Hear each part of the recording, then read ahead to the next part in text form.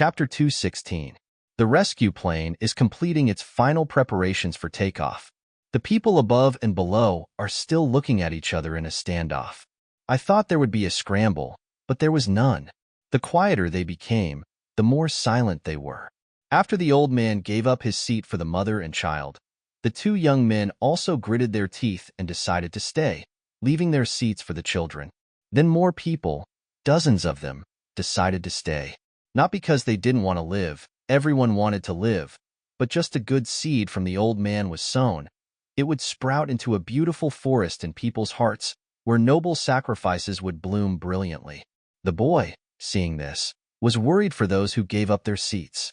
He, with tearful eyes, stuttered, But won't you guys?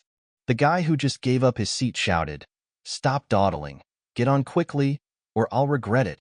At this moment, the big-mouthed monsters began to roar and rush over. Angry at being trapped in the fiery basement earlier, they had to struggle to escape.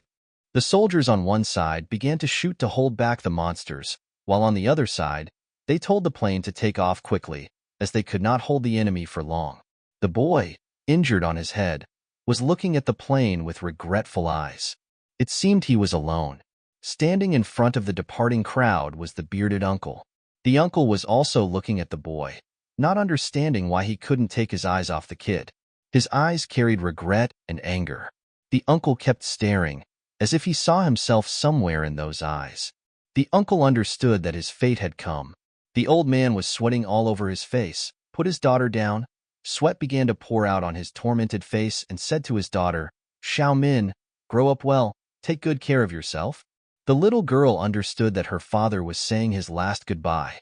She tried not to cry. Her father said, "Dad will pick you up later." He lied. A tear fell involuntarily, knowing that this goodbye would be forever. Then he hugged his daughter and shouted, "Hey kid, come here. I'll give up this spot." And the plane closed its cargo door. The engine roared. The remaining people fell silent, watching the last rescue flight. It's okay. The uncle had his daughter rescued. He had sworn that as long as his daughter was safe, right? So he won't regret it. The plane really left. The big guy started crying and said, "I don't understand why I gave up my seat. I don't want to die either. Damn it." Others also showed regret. Standing before death, everyone would be like that, right? Like if given a choice again, they would still do the same. The old uncle just watched the plane getting further and further away and thought to himself, "I can't go. I just hope you live well in the future." Everyone else also watched the plane flying higher and higher. Suddenly the plane exploded. Damn, what the hell is that? The old uncle saw his vision light up brightly. The people below were horrified. The plane exploded. The whole sky and earth were full of smoke and dust. They saw two green tentacles wriggling in the sky. It was the culprit that shot down the plane. The uncle immediately stood still as if planted. His face sank into despair. His only consolation was destroyed right before his eyes. The people here hadn't had time to sigh when they were horrified by the roars on one side. These monsters had finished slaughtering all the soldiers protecting them. They were hesitating to move towards the last civilians. An officer shouted, "Run quickly," while the remaining soldiers continued to shoot like crazy. These guys are too high level. Their bullets can't do anything. They can't even scratch them. But these bullets made them furious. They roared and rushed faster and faster. The frontline warrior was immediately killed by a monster piercing him with its claws. The remaining people continued the long-distance running for life contest. This tragic scene is so familiar, isn't it? No matter, they have experience anyway. Suddenly someone didn't run but went to pick up a sharp steel bar. It was the bearded old uncle.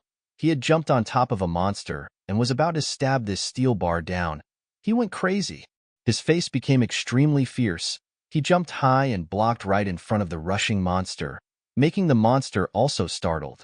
The steel rod immediately pierced straight into the monster's eye. Fresh blood splattered out. The uncle pushed the rod deeper and deeper. His mouth continuously screamed, "Die, die, die." Tears also flowed out, in his head. Only the image of his little daughter smiling brightly like a flower remained. These beasts had no right to take away that tiny consolation. The uncle cried loudly and screamed, "Give me back my daughter! Give me back my daughter!" But right after that, a sharp claw swiped.